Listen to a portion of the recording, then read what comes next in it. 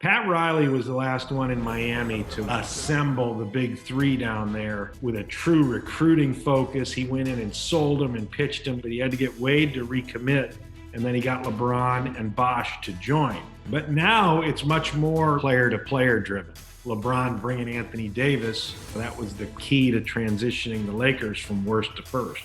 We think LeBron's getting paid what he's worth. The short answer is for sure LeBron is underpaid. I would agree. I personally hate the fact that you can celebrate a long-term extension. You feel like you got him locked up. You make these incredible financial commitments. And then he can James Harden his way out of here in a year or two. And it's a disturbing trend in the NBA for sure. Could Jordan do what LeBron is doing today to the league back in their era? LeBron could disrupt things and impact business for a little bit, but the league will go on. LeBron has been different because wherever he's gone, it has followed. You know, Jordan was in one place and it all came to him. So my guest today is a former lawyer, former executive, former president of the LAFC, and former general manager, and my favorite guy to watch on ESPN when he would analyze who should go to what team with the salary cap. And I would be glued, him doing all the stuff that he would do. And now we established a relationship together, and I just wanted to have him on Valuetainment as a guest. So Tom, thank you so much for being a guest on Valuetainment. My pleasure. Good to see you. Man, you look good. Good to see you. I told you I'm trying to look like a GM. Today I look like a GM, and you look like the agent of one of the players. Well, you know, hey, I'll take whatever I can get. So question for you. How do you go from a criminal defense attorney handling cases including murder, armed robbery, and other serious felonies to wanting to become a GM? How does an attorney go to wanting to become a GM and an executive? That's when you start wanting to become a GM and you go do what you can do first. That's what happened there. That makes sense. Yeah, I was in law school and knew I didn't want to go work for a big law firm. I did that in the summers. And so I wanted to do something sports related. And I just struck out, man. I tried everything. I went to the NBA primarily. That was my interest. And still have the box of rejection letters upstairs in my attic space. And, you know, it was back when you sent a real letter and got a real letter in return. And then I went to work as a criminal defense lawyer. I went to work with my dad. He was a really accomplished criminal defense attorney. And I took a position as a part-time public defender. And that gave me a caseload of like 4 cases every week. Wow. 4 cases set for trial. You just sort of rolled through it. And I ended up 20 plus jury trials. And yeah, stuff is interesting as first degree murder and, you know, got not guilties in that, which was a crazy experience, and really everything in between. And then segued into being an agent, and then eventually got lucky and found my way into the NBA.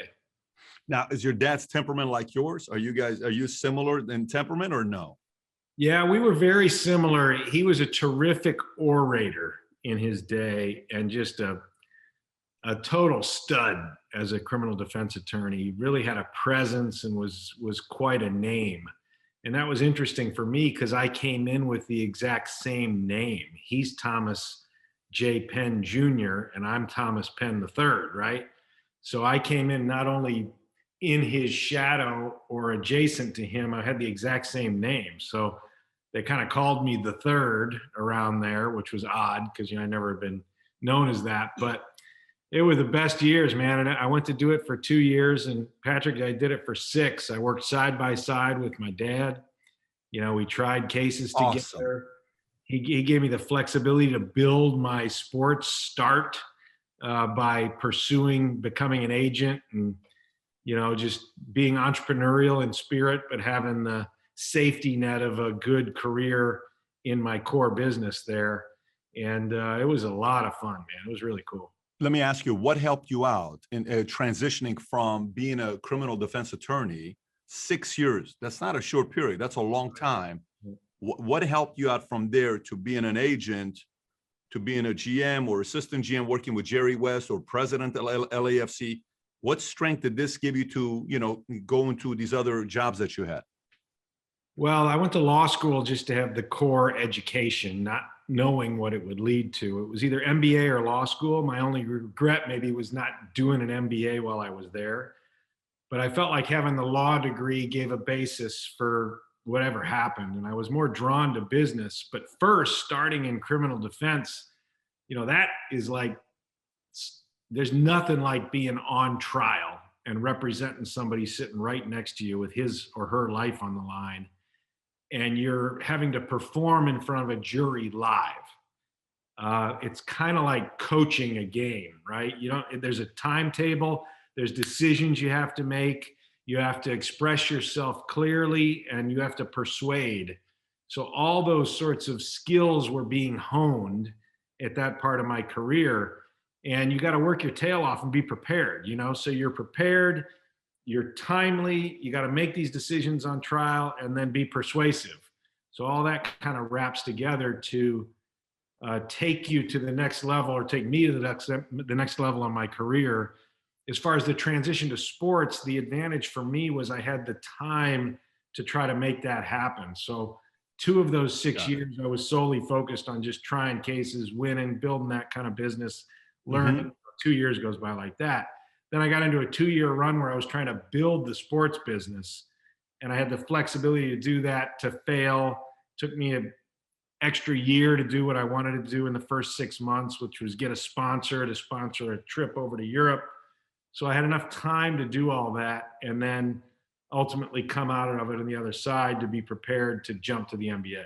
Is the sponsor, was that Upper Deck that sponsored you to go to Europe? How did you do that? How did you get Upper Deck to sponsor you? Research. I like that. Yeah, we were the Upper Deck All-Stars. It was a group of free agents from mostly the Chicago area. And I just banged on a bunch of doors. I mean, I just kept, it was title sponsorship of the team and the tour. And that was when the internet was coming online and websites. And I had like this little 3D virtual experience in an arena because I had a cousin who could build those sorts of models. It was totally like a side thing. So I just threw all that at a sponsor to see what they liked.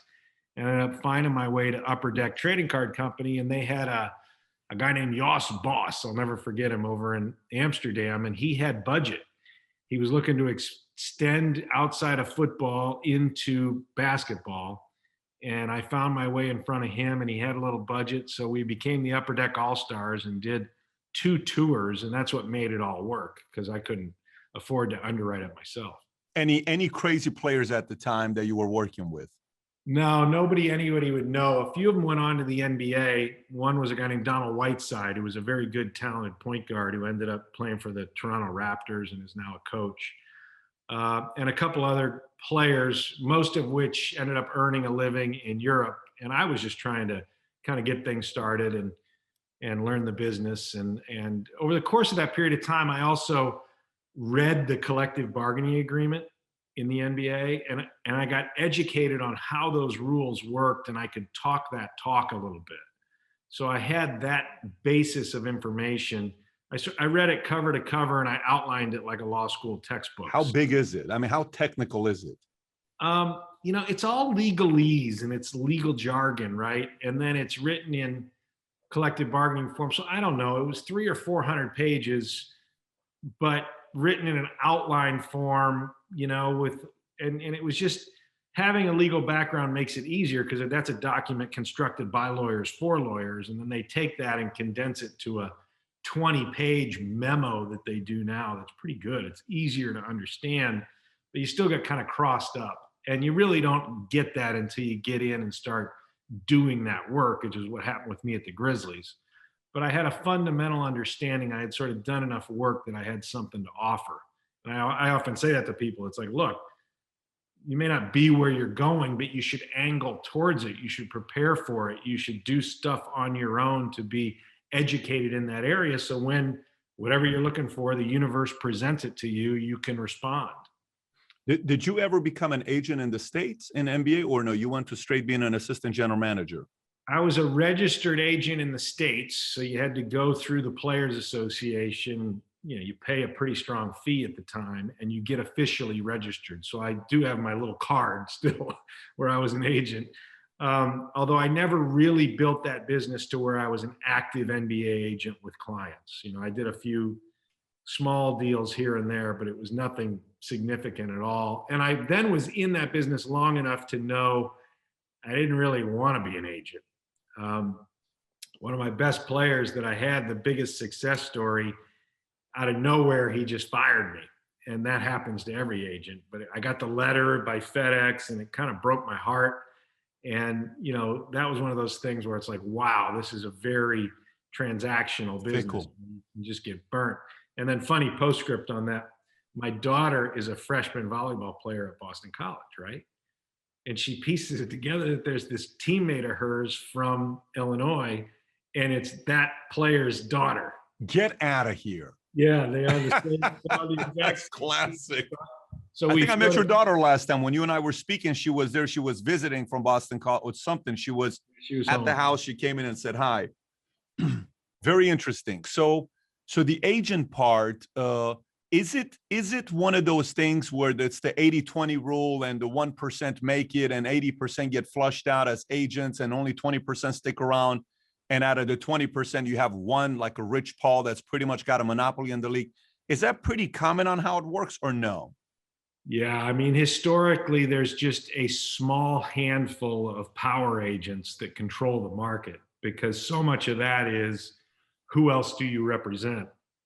And those players and families get drawn to those big power agents. So you mentioned Rich Paul, back in the day with David Falk and Arn Tellem. Jordan, yep. Those sorts of agents, they would just be this gravitational pull for all the real talent. I was just on the periphery, and I was drawn to Europe as an opportunity because there was more room to just hustle and make things work and grow and evolve. Cracking into the true NBA market was really hard because there's so few of those talented players every year. Only 30 get drafted in the first round, right? So they're not hard to identify. And all the power agents, of course, are on them, from day one. And what's the comp on it? Is the comp 10% or what is the number on it? So back then, the comp in Europe would be 10% of the contract upfront paid by the team to the agent. Upfront. So you'd get it up front. So if a guy signed for $100,000, you'd get $10,000 up front, right? Okay. In the NBA, if a guy signs for $100,000, it's not that. Let's make it 100 million. The most you could get is 4%, and then that gets negotiated down by competition, and then that's paid over time by the player as he gets paid. So it's a more difficult situation if you're trying to start out there because you've got to. It's not a lot of money. It's become a lot of money on these bigger deals, but with smaller deals, it's not a lot of money. And then you end up, you're trying to collect it from your own player, your own talent over time, every 2 weeks. It's just a challenge. Yeah, but even if I sign a 5-year, $100 million contract, you get 4%. Let's just say they push it down to 2 million, 2.5%. So it's 2.5 million I'm making on 100 million, and I'm not going to get paid that over a 5-year period. So it's really $500,000 your income over a 5-year period. That's not that crazy of a number. Right. Yeah. And that's if, as, and when you get it. Right. So. And at any point, the player can fire you. Are you still committed to getting that contract that you got? Or how does that work out as an agent? If you got him the full $10 million deal and he fired you the day after you got it, you're still entitled to it. Okay, good. So at least the agent is protected. Legally you are, but then you got to go chase it, So then if you just play that out a little bit, if you're getting fired by a player who's in the club, and then you get in a fight with them to try to go collect what you're legally due, but then your reputation gets hurt. It's a tough business for sure. And as I say, I realized I wasn't meant for it, made for it, didn't want to do that. But what it gave me was an avenue to become active in the sports world and then relevant if something else came along, which it did. And for you becoming a GM, I mean, assistant GM at first with Jerry West for those 7 years, which Jerry West, to me, he's just a qualified genius is who he is. When the Lakers lost him, there's a couple people when the Lakers lost that I was concerned. One of them was him. The other one was Kupchak. I don't know why. I kind of like Kupchak style, and I also like Jerry style. What was it like working with Jerry for those 7 years at Memphis Grizzlies? Yeah, the path in was through Vancouver, right? We bought the Mhm. Vancouver Grizzlies and then we moved him to Memphis. So there were 2 years without Jerry and then 5 with Jerry. Jerry then came into Memphis as the president of basketball. And it was amazing. I mean, at that time, Patrick, there was you play that game where you're like, who would you want to have lunch with? If there was anybody you could have lunch with, and people would say Oprah, or lately, you'd say Obama, whatever it would be. In my window there, my answer was Jerry West because I wanted to learn something that was relevant to what I Of wanted to course. do. Well, all of a sudden, his office was like 4 feet from mine, and his door is always open, and he was an open book, right? He just would allow and ask for help, and we worked very closely together with a team of people, and it was just unbelievable, quite the experience, and a lot of fun to work with. He had true stardust sprinkled on him still at that age. He did. What was interesting with Jerry was to see grown men in their 60s just like fangirl out on him when they'd see him at a restaurant because they had seen him for 40 or 50 years. They had this familiarity with him as he's one of those rare athletes that transformed himself into being just as successful in the second phase in a different way, right? So I never knew him as a player. I just knew him as this iconic executive, sort of what you're reacting to.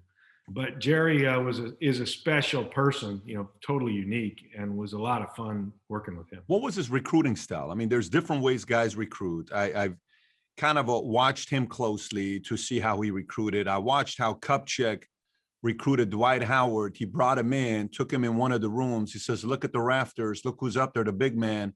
Kareem, Wilt, Shaq. One day it's going to say Howard there. And then, you kind of saw that didn't work out with Howard's personality because he didn't want that kind of pressure to be compared to the shadows of the guys. What was Jerry's style of recruiting? Well, we were recruiting a different caliber of athlete. We were doing a build from, one of the worst teams in the league.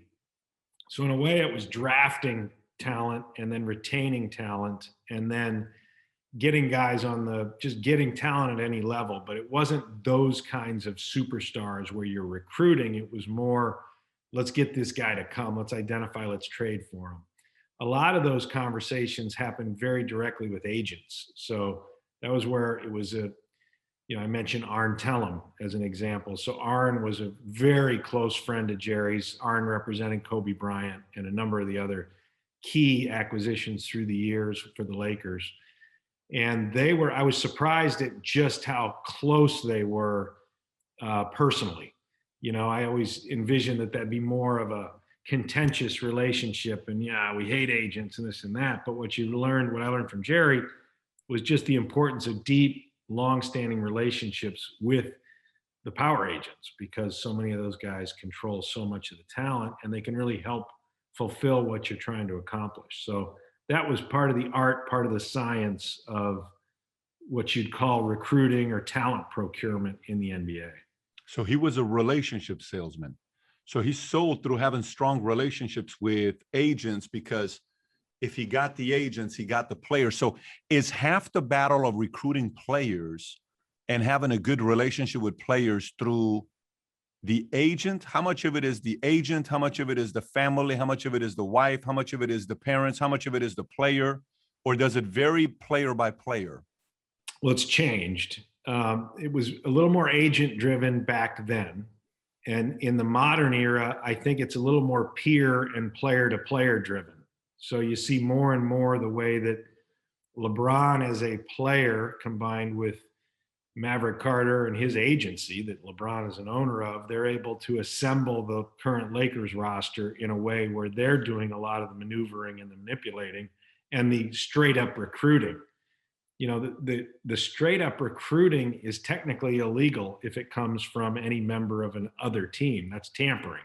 You can't tamper with current players on other rosters. Well, a loophole in that has been player to player, where the players, we can't restrict what they do or say to each other. So over the last 10 years or so, that's really taken form. Even going back to Pat Riley was the last one in Miami to really assemble the big three down there with a true recruiting focus. He went in and sold them and pitched them. He had Wade, but he had to get Wade to recommit. And then he got LeBron and Bosh to join.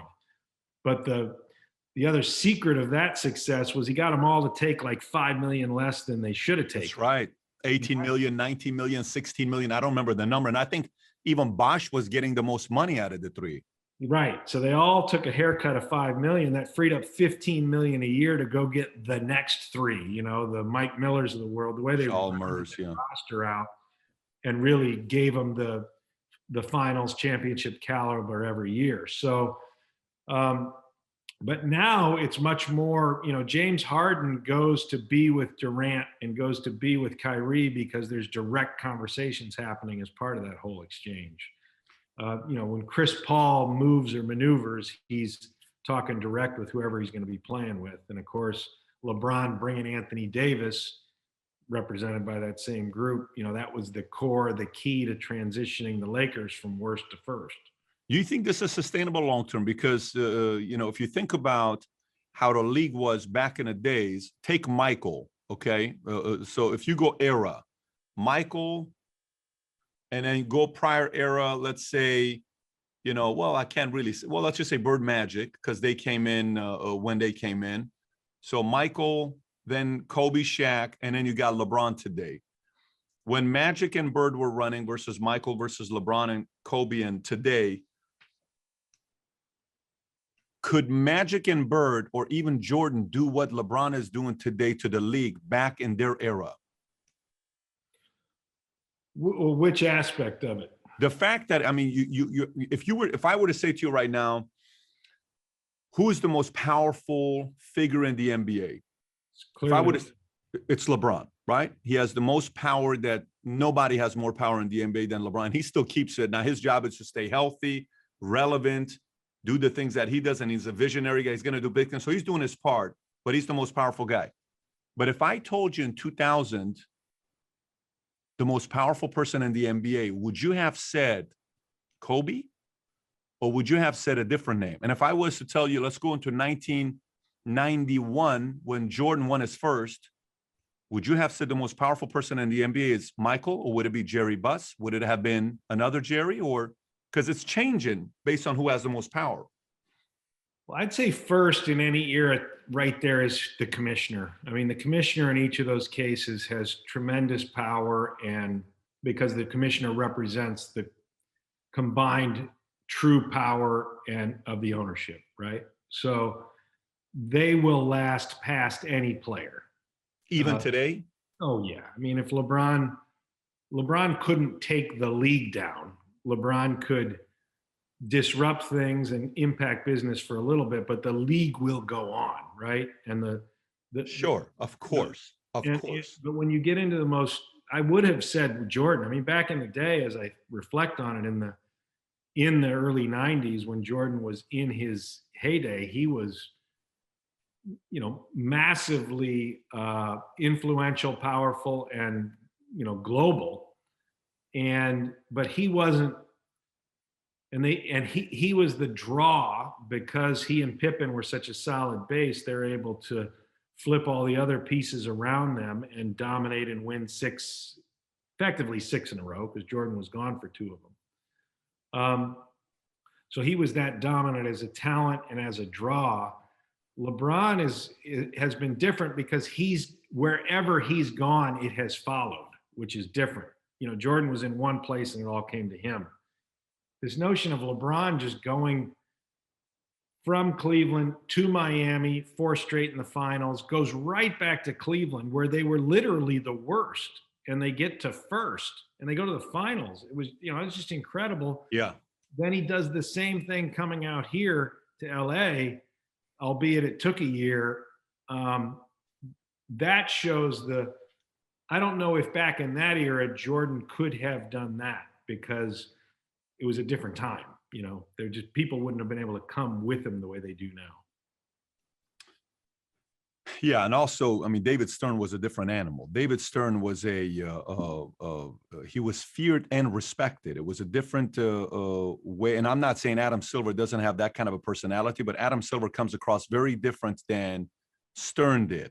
I just don't know if LeBron was to be playing in the 80s or 90s, could he have gone around and told everybody, hey, if it's not working out with the owner, leave the team. Hey, if it's not working out with the owner, leave the team. Like right now, players are just coming out and saying, look, I don't like playing with the team. I'm leaving. Hey, Anthony Davis, I don't want to be with the Pelicans. I'm leaving. So if I'm a small market and if I'm getting ready to spend $2 billion to buy a team, say $2 to $3 billion to buy any team in the NBA today, if I'm a small market, what makes Michael think he's going to be able to keep LaMelo Ball for more than 7 years before he goes to Celtics or he goes to Miami or he goes to the Lakers? Or, what makes Milwaukee think they can keep Giannis for another 4 years? Yeah, they just signed a contract, but almost the smaller markets are being bullied more today, but maybe it's been the same for decades. You're in it. What are your thoughts on it? No, that's changed. I mean, I personally hate this. I hate the fact that you can celebrate a long-term extension. Your Giannis example is a perfect one. You feel like you got him locked up. You make these incredible financial commitment, all fully guaranteed the second he signs it, no matter what. And then he can James Harden his way out of here in a year or two. I mean, Harden just did it in Houston. As soon as it got unpleasant, as soon as they weren't consulting him on every move or whatever, he became crabby, cantankerous, and bogarted his way right out of his deal, and undercuts the trade value on his way out because everybody in the league knows what the deal is, and it's a disturbing trend in the NBA for sure. Yeah, all it does to me is I wonder. Let's just say if I'm about to own a sports team, would I buy a small market or buy into a small market? Not in today's league. I would be very concerned about being a small market in today's league. It would concern the hell out of me because today it's such a player's market that players are essentially bullying everybody. It's full on bullying. They are bullying everybody. Now, don't get me wrong. If we go back in the 80s, we could say Jerry, the GM, was bullying everybody on the Bulls. So there was an element of that taking place. So the happy medium is kind of tough to be. It's almost like we go far one side, it's GM or ownership control. Then we go too much of a player side, it's player control. But we all know that LeBron's eventually going to own a sports team. So how do you manage that, balance the two between the player and the owners? And the reality today, I would not want to own a sports team today if it was in a small market. Sort of depends on which league you're in. Green Bay Packers doing okay, right? That's the NFL though. Yeah. In the NFL, they're all profitable because of the way they share revenues and because of the massive media. I agree. So every single team in the NFL is profitable, no matter how bad they screw it up. Just look in Jacksonville. Yeah. Right? And then in the NBA, with more revenue sharing now, the smaller markets have become, and with a subsidy from the league effectively, the smaller markets have become much more healthy financially. And then you do have some superstars who have maintained a significant presence in a small market. I mean, Damian Lillard right now seems just fine in Portland. Giannis is a good example. He's re-signed twice in Milwaukee, and they're one of the best teams in the league because of his extreme talent. And then, of course, you had the success of the Spurs for decades in one of the smallest markets in the league. And the Utah Jazz right now are pretty darn good in a small market, and so on and so forth. So all those rules in the league tend to give those small markets a fighting chance, except baseball. That's where it's still just wacky. So let me ask you this: having been around Jerry and having been around a lot of different guys, then does that mean when you're putting a team together, what is your number one? Is your number one putting a coach like Pop together that's going to keep the players for a while? Or is the number one getting a good GM? Is the number one getting a superstar like Giannis? What is the number one to keep, not necessarily the golden handcuffs, but to be able to get a team that's willing to be in a market like San Antonio, which, it's not necessarily the craziest outside of the Three River Stadium and the Alamo. You got nothing really going on over there. I'm starting from day one. I want the best player because you need the best player to establish any kind of competitiveness and greatness. But if I want to start from scratch with this notion of what's most important. Most important is committed ownership. So you need deep-pocketed, passionate ownership that's in it for the right reason, because over time, that's what sustains things and wins. And you want a good head on that guy's shoulders, or gal, whoever that owner is, somebody that will then go hire good management. So in your San Antonio Spurs example, you had solid ownership that just got Popovich and R.C. Buford as this incredible tandem to lead basketball operations and to maintain this incredible level of success over the years, in spite of being in a small market. It was just, 20 years of exceptional work there. But there's no question it's a talent game. So in that scenario, if you're giving me for 1 year the best owner, the best coach, or the best player, I'll take the best player. Who's the second? Second in that So hierarchy. go with that. Do your draft. Best owner, best GM, best player, best coach. If first is best player, what's second? If it's for 1 year, it's the best coach, because he's going to have the most influence on performance. Okay, give me if you want to build a legacy, like if you want to build a 10-year run. So if you're first as player, what's your second? Well, if it's a 10-year run, it's still best owner. You got to have the best owner to give you the chance to make all those maneuvers and to do all that. Then you got to have great management. Just build it top Really? down. Got it. Okay, got it. So Well, look, you're going owner, GM, coach, player. Owner, GM, player, coach. Owner. Okay, got it. Interesting. Owner, GM, player, coach. And why is coach last for you? Because the coach is only as good as his players. I mean, the great coaches pick the great talent to go coach. That's how it works.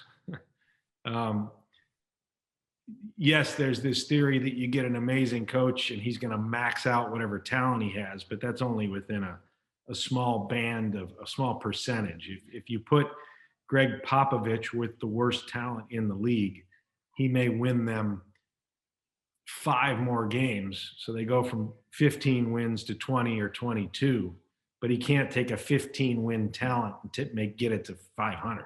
I wonder if he sees this, if he'll be offended by that. If he'll say, come on, I'd take him into the playoffs, even if you gave me a bunch of scrubs. I'm sure he would agree with you on that.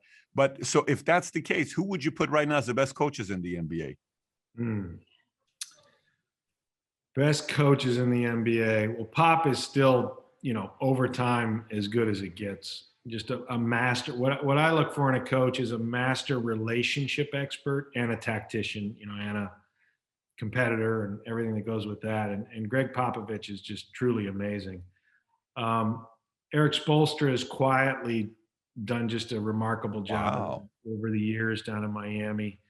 A great guy, a very incredible hard worker, managed that unusual transition to come in and succeed Pat Riley, who's one of the biggest personalities and most respected just NBA studs, Pat's revered by so many folks for what he's done in so many different places and just kind of who he is. And Spoelstra has just done a remarkable job of navigating through all that. So you put Spoelstra as second behind interesting. Well, I don't know. I don't have my list in front of me. There are plenty of others. He just jumped into my head. Yeah, I mean, listen, it's respect, because even if you think about it, who the hell thought last year Miami was going to go to the finals and let alone win a couple? Nobody thought they were going to go that far, and that's a lot of credit for Spoelstra. So here's the other question about the NBA. Curious to know what you'll say about this. Is LeBron getting paid what he's worth? This is how I kind of process it, and maybe I'm wrong. Hear me out. These guaranteed contracts, I'm not a fan of. However, I also don't think the players are getting paid accordingly. And this is what I mean by it. I am much for, like LeBron right now is making what, 39.6? I don't know the exact number. He's making what, 39.219. Okay. Curry's making 43. You got Westbrook making what he's making with 41. You got 4 people at 41, Westbrook, Paul, Harden, and Wall. Durant's at 40, and then you got LeBron at 39. Okay. There's no way in the world LeBron's worth 39. Okay. LeBron is, when you got a Messi and some of the other soccer players making what they're making, I get it that soccer's got more viewership. It's more international. It's more bigger than the NBA, and NBA is trying to kind of do that.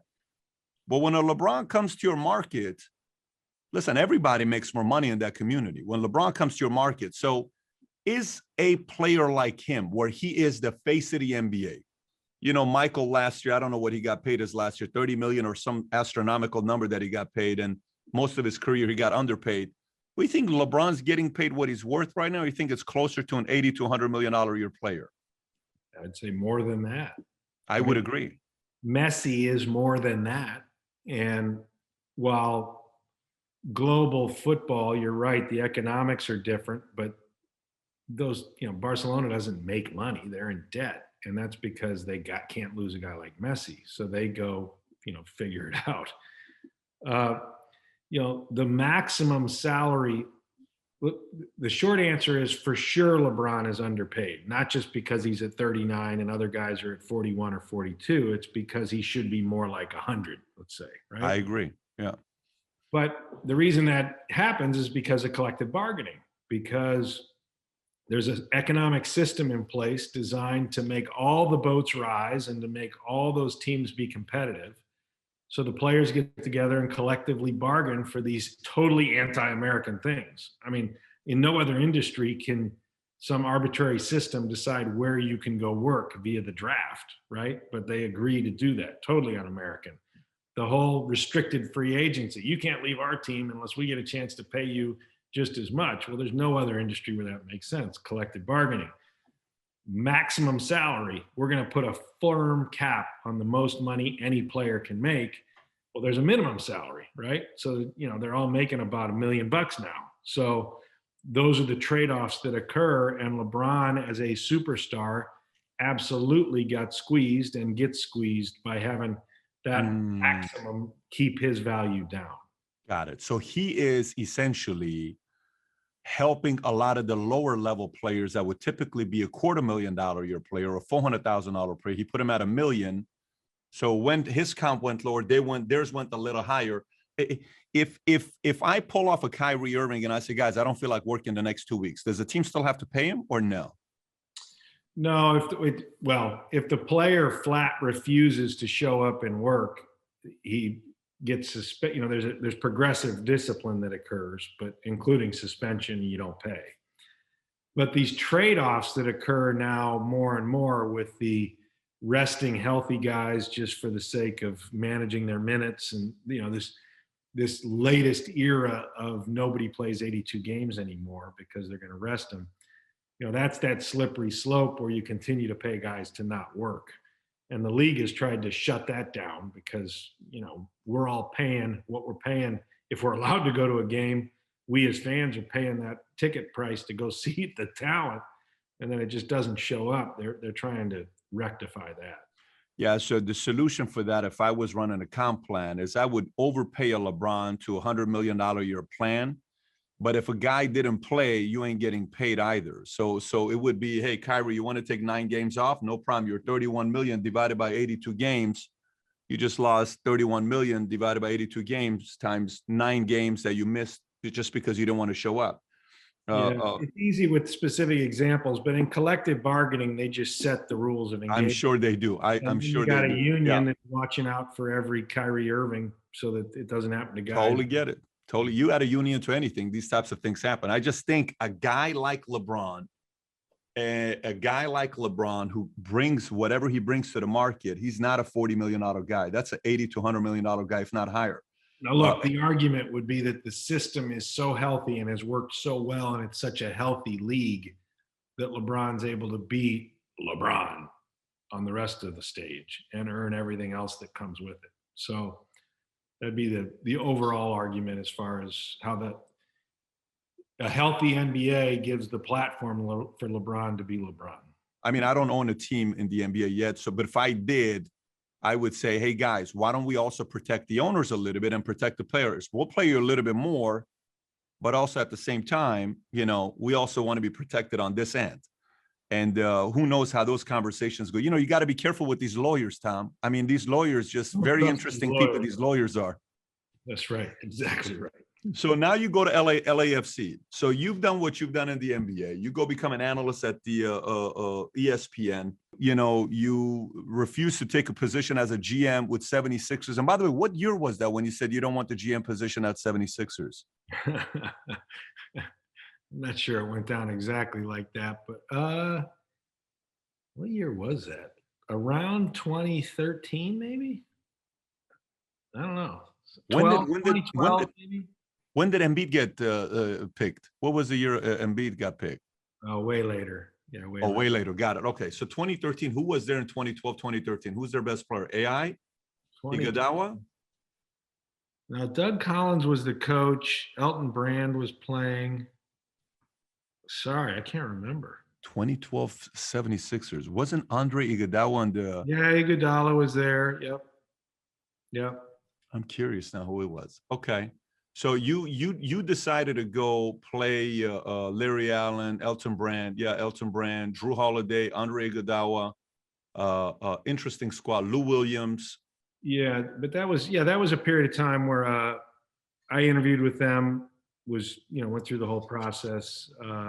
Didn't happen. Didn't work out. And just why didn't you want to be a GM? What moving forward? At that time, I kind of did want to be a GM. It was just a matter of finding the right fit. Got it. Look, I had done this sports summit in Aspen that brought together sports owners from around the world. And then we did other best practice summits for college athletic directors, for sports management. So that got me out of the silo of being in basketball operations and being a GM. And it sort of broadened my entire look into other sports and into other jobs, being the president of a team, for example. And then from that ecosystem in Aspen with the sports owners came the investors for LAFC.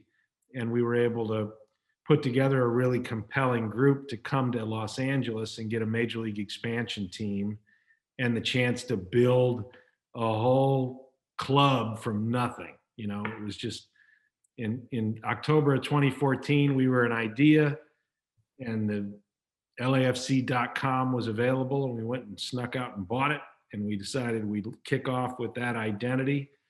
And then, everything happened from there, where we just basically, created the whole thing out of nothing. It was fun. And that was a sick experience, I bet. I mean, you were president of it for how long? 5 or 6 years? Yeah, 6. So I was the sort of first person hired, but we had been in pursuit of the team. So we had put together the group to acquire the team. And so I had assembled the ownership group along with Henry Wynn was an investor from Vietnam who came in initially. And then Peter Guber, who owns the Warriors and the Dodgers and is an iconic Hollywood figure, was big in music and giant in film, and was chairman of Sony. And then he's reinvented himself as just a really, really well-respected sports owner. So Peter became our executive chairman and was this linchpin partner that made the whole thing work. And we were awarded the expansion franchise in Major League Soccer and, had made a financial commitment to build a brand new stadium. And there hadn't been an outdoor stadium built in Los Angeles since Dodger Stadium in 1962. So that wasn't an easy thing to do, but we were able to incrementally do it. And we built Banc of California Stadium, which is just this absolutely spectacular venue right in the heart of the city. Really an unbelievable experience. I say it's the best fan experience in sports. In America, it's just an incredible experience because the fans sing the entire time. It's this just joyous, super passionate atmosphere that you don't find even in college. College football is similar with the band and the rhythm of a student section, but the LAFC game is like amazing because it's just so organic, and you got regular people coming together, singing and cheering and drinking beer and throwing beer when we score goals. It's cool. How big you think how big you think soccer is going to get in the US? You think it's eventually going to get to the point where we'll win a World Cup in the next decade, 2 decades, 3 decades? What do you think? Those are 2 separate questions. So the part about winning the World Cup is a tactical question about whether we can get a pipeline and a system of talent development that's on par with what's in the rest of the world. Our competitive advantage in a way is we're such a big country with so much talent. Our disadvantage is we're such a big country with so much other opportunity. And it's really hard to train players in Los Angeles the way they'll train in Texas, the way they'll train in the Philadelphia, New York area, for example. Those are like separate countries when it comes to the whole approach, the whole ethos of the way, the ideology. Whereas you go to Germany and they were able to come up with their whole system and then just take all the talent, put it into that one sport and build it into that juggernaut that the German national team became. I don't know if we can do that. There's a lot of effort and conversation around it. And as soon as we start getting our best athletes, physical athletes, drawn to that sport where they can stay in that sport, that's what's important with MLS's development, is there's now a clear professional path forward in that sport that can be appealing, where they can make money. And that hasn't been there for generations. So that's as it relates to the national team. As it relates to just the trajectory of the sport in general, I don't know that it eclipses something like American football or the NBA, but there's a lot of room for it to grow.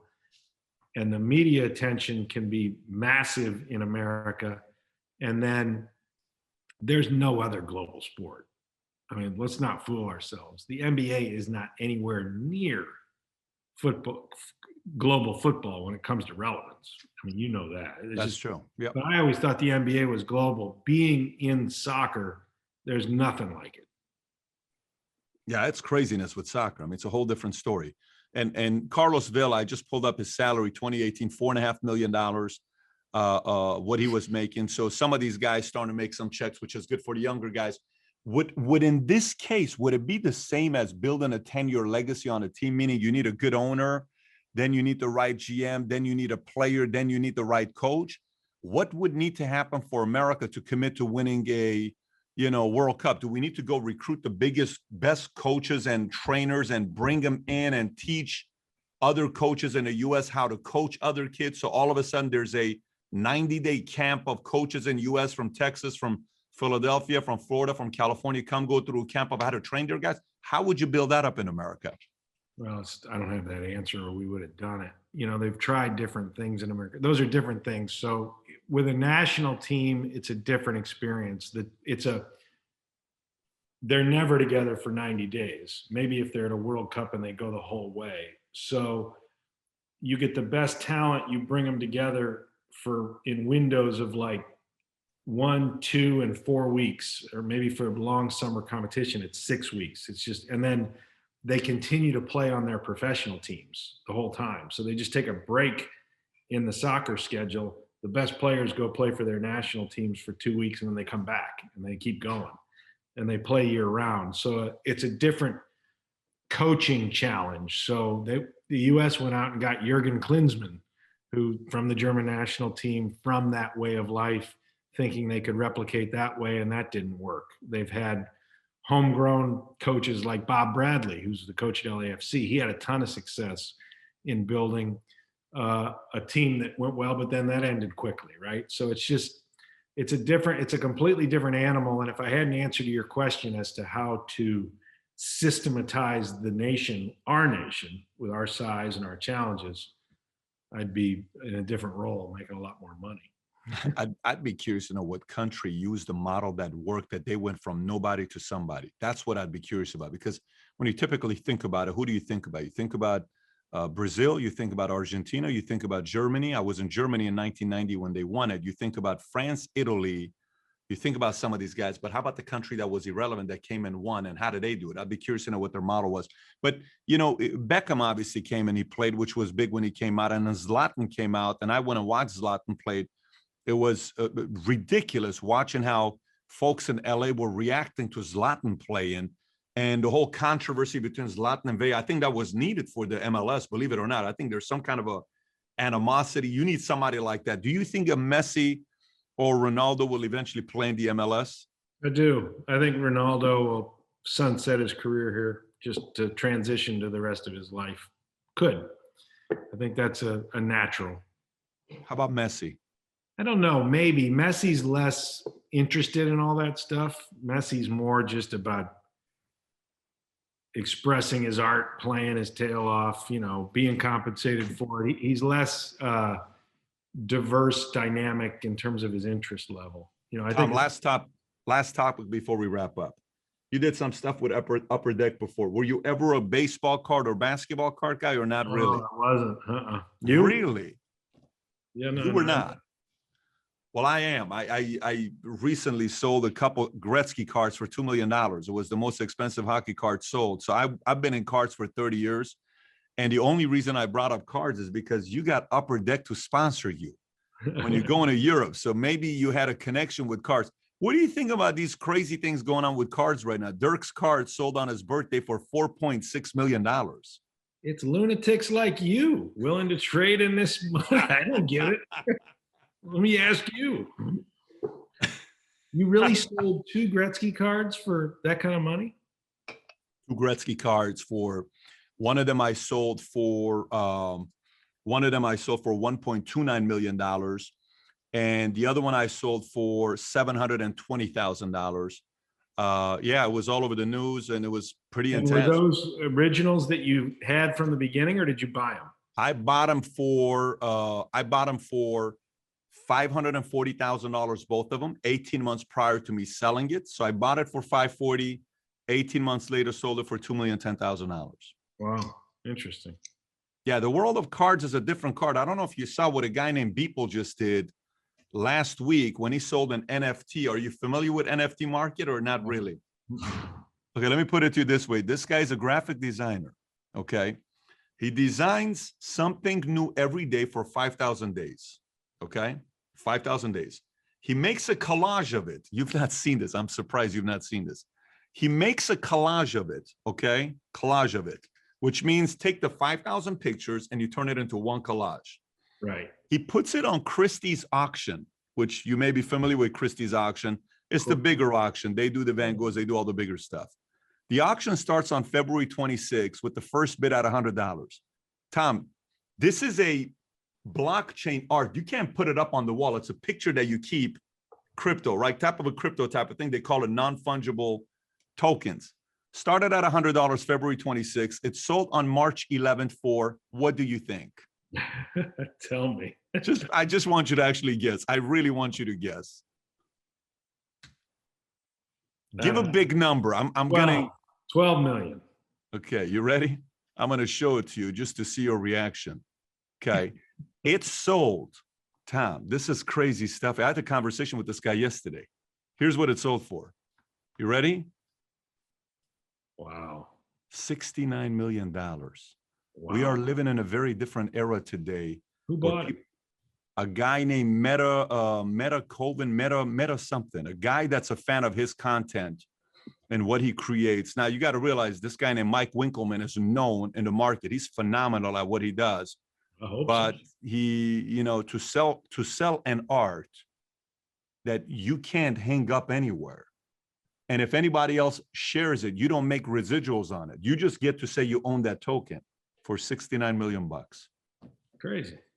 Yeah. So but for yourself, you went from that into a complete different business yourself, right? You've been doing, why don't you tell everybody what you're doing? I know it's a pretty good size industry, and you guys have been able to get the accounts for the NBA. I think, what is it? NBA, MLS, and the Dodgers. Is that what you have? Yeah. So this is a company called Co-Protect, where we're doing branded disposable face masks and other PPE. So we took the boring blue medical mask and commercialize it with all sorts of fashion on a disposable mask. And yeah, the signature stuff in sports is big. We're doing all of March Madness. So when you watch any of the games in the tournament this month, you're going to see there's 750,000 masks out there that we did with all sorts of different designs. The NBA, Major League Baseball, Major League Soccer, Team USA. We've got some big news coming in global football. Go down the list. A bunch of PGA Tour events, number of big colleges, all that sort of stuff. So we're just dominant in sports. We're the leaders in branded protective equipment. Let's put that. 2020 was a $72 billion industry. Yeah. It's a pretty big industry you're a part of. Well, Tom, it's been a blast talking to you. Appreciate you for coming on. Obviously, a different direction of a conversation, but a lot to learn about the business side of the MBA and how a person like you went from working with your dad as an attorney to going to an agent in Europe, and then from there going to working with Vancouver, Memphis, and then a bunch of different experiences in ESPN, and then MLS, and now doing what you're doing. Yeah, cool. Well, great. Enjoyed it.